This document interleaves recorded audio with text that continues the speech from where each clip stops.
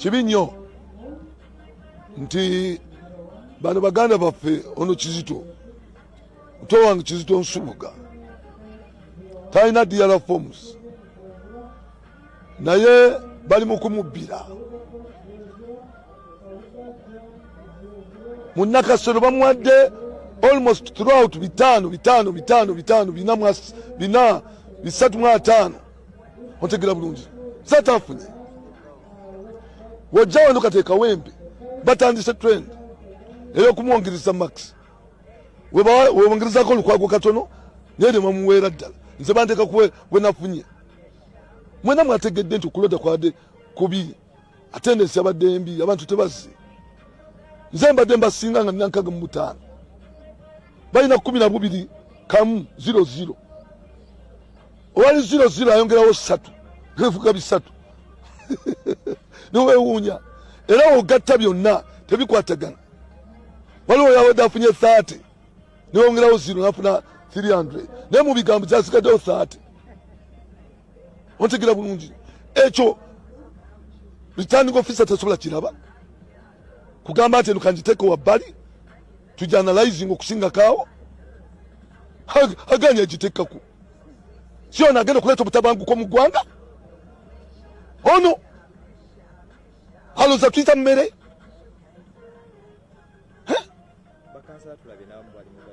ne bakansala bennyini bazze wano bonna nga bawangudde batandise basala 3 kati kansala Shamin bakamusala kumpi 10 constituency zaabwe sinene eri Katongole ye oli bamuwadde 4-5 nawulidde Majembere yagenze nasamba box nazitwala nangeze mwenjinja obudulu bwange sabusa tebuli nemba muwadde 5 tulinze regional returning officer. It's absurd. Government kino kyeyalwanira negenda mu nsiko. We wouldn't have to return the same. Ne gye batutwala bano ne kanga bali nyenkolongo ate masoma ebikyamu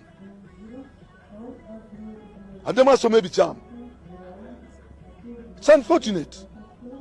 Net tatukiriza nakwenyonyolako amaji bagatadde kutuziiza kubako na interaction. But this must end.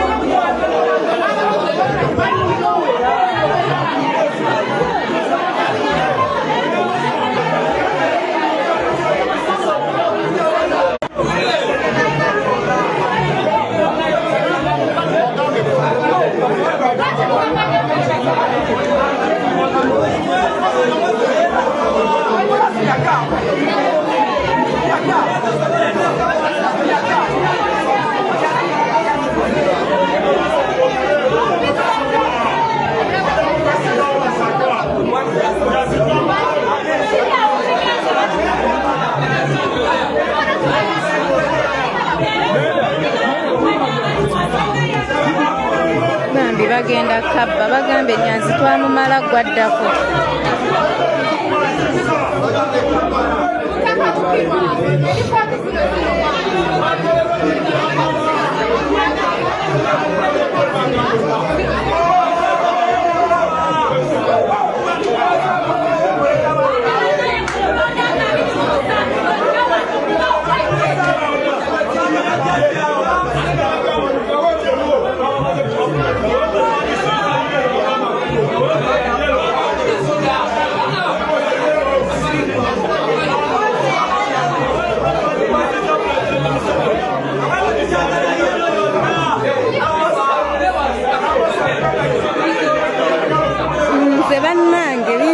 mutuuze bino ebyakalolo ka leero.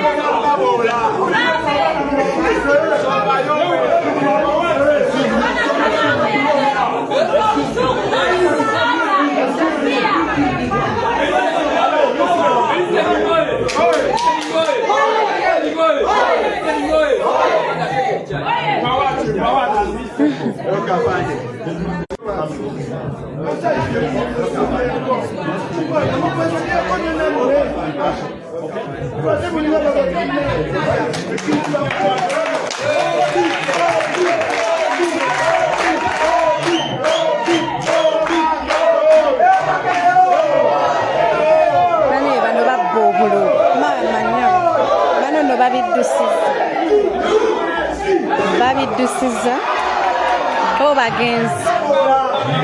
My goodness.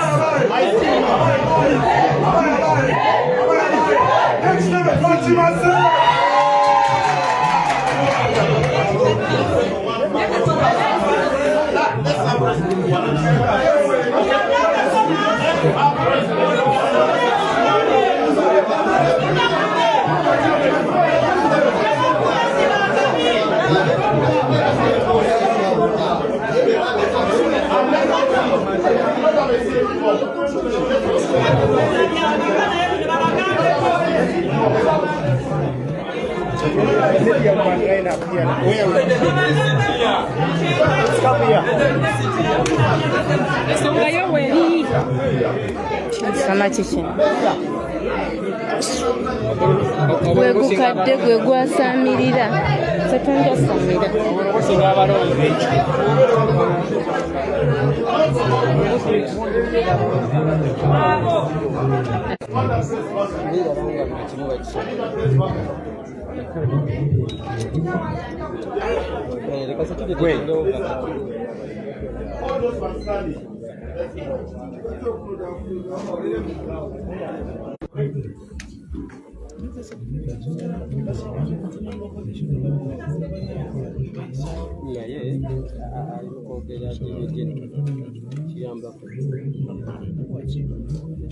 I don't see anybody standing in the tent. Should sit. yeah.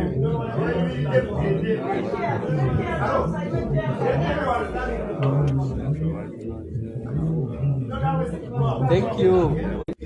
Anybody you beg me to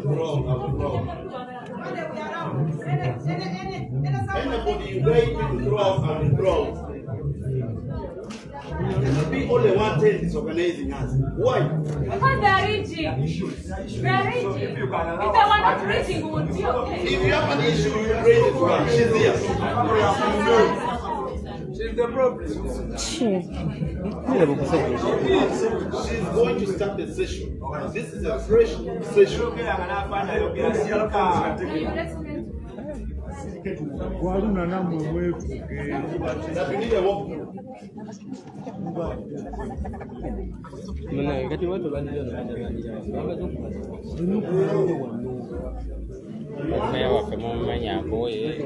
Ono afande naye aveewo ayimirira eri ebbali. Afande sina na network ndowooza neetaaga data we MTN Airtel erabika egaanye okukola wano. Anybody you guide, I am here on your guidance, and I'm here to support you. The role of police is to support the electoral commission. Simple as that. I don't work with the electoral commission. My role is to support the electoral commission. That's part. Okay. I want to be very fast.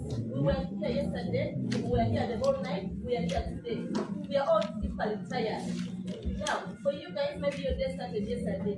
For us, our day started.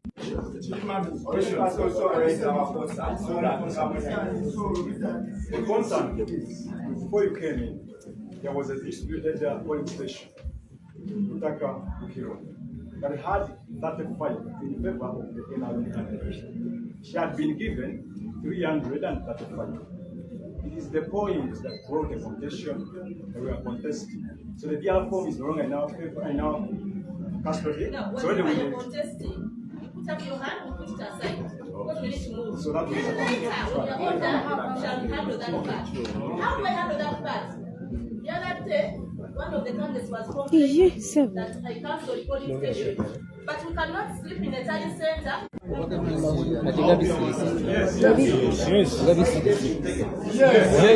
Netaga data wa MTN. Netaga data wa MTN Airtel wanigani.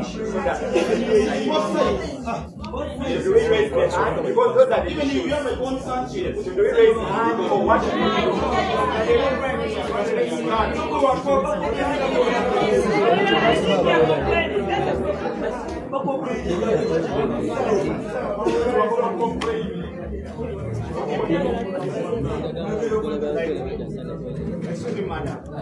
this guy is for them they want to complain for us we are leading.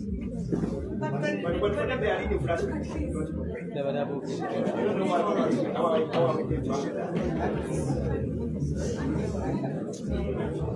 those who love it.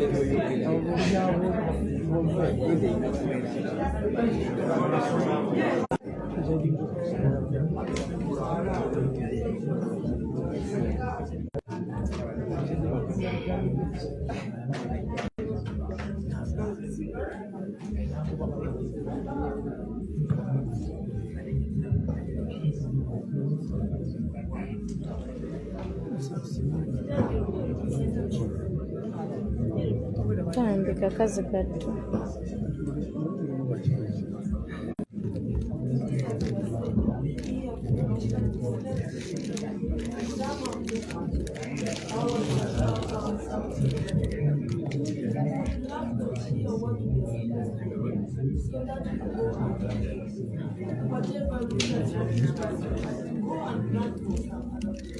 But the challenge we are having is one.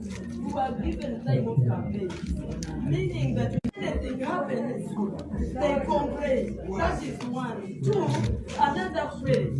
Unless we don't know law or we don't understand rules and regulations.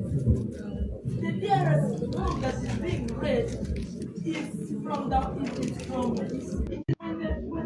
when the reasons are read, and this is what this